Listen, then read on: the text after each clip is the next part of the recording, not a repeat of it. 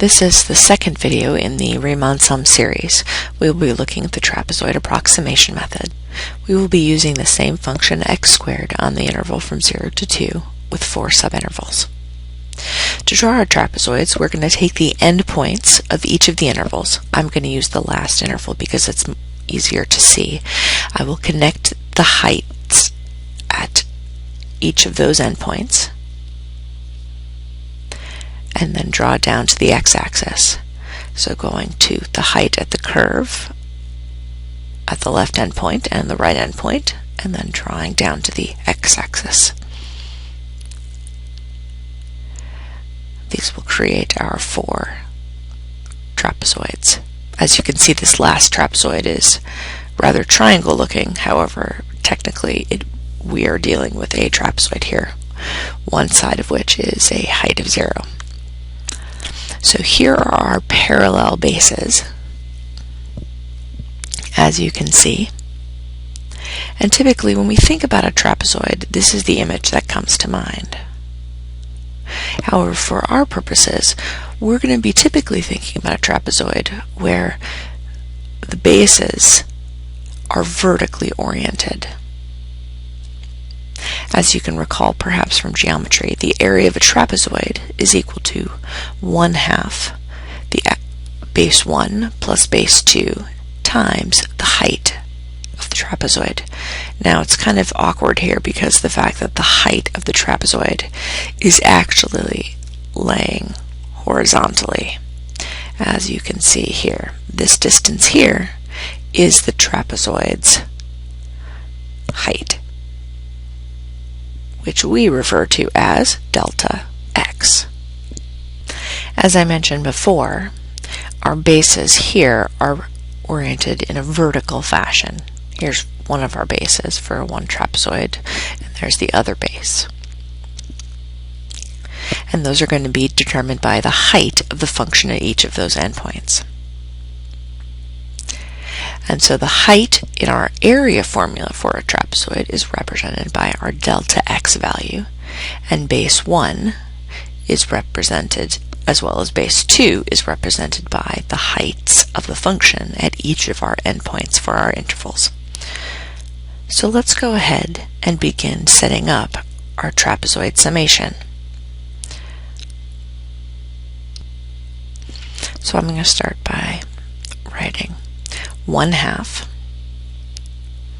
times the sum of each of the bases. So my height at the first endpoint, the left side, so f of 0 plus f at 0.5, which is my other base, times the height of the trapezoid, which is represented by delta x, which has a value of 0.5.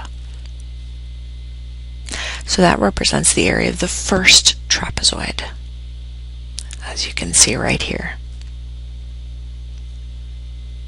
We're going to add to that 1/2 times the first base, which is the height at the left endpoint of the second interval, f.5 plus f of 1, times, once again, delta x, which is 0.5. And this represents the area of that second trapezoid. Plus, once again, 1/2 height at the left endpoint, so f of 1 plus f of 1.5 times delta x, which is 0.5. This represents the area of this third trapezoid.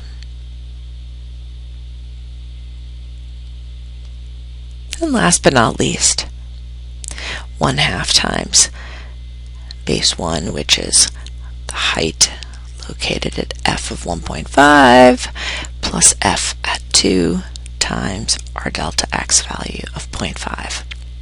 And that represents this last trapezoid. Now I've written these terms out in this way, and this is going to be important for when we set up our Excel spreadsheet.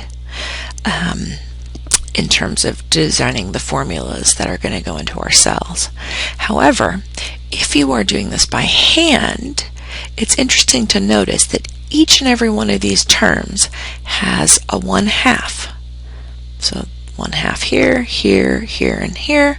So if I wanted to, if I was doing this by hand, I would then factor out a 1/2. As well as each of these terms has a 0.5, or delta x in this case, so I could also factor that out. And then what I have remaining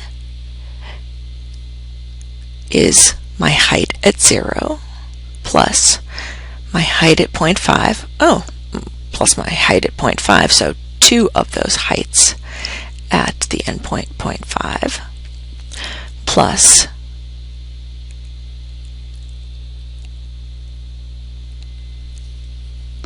and as you notice, that's because that value, that base value, belonged to both of those trapezoids, plus 2 times f of 1, because that length belonged to both of those trapezoids, plus 2 times f of 1.5, because that base belonged to those last two trapezoids, plus f at 2, which only belongs to one trapezoid. And so therefore the trapezoidal approximation with 4 subintervals, and that's the notation for that, is approximately 2.75.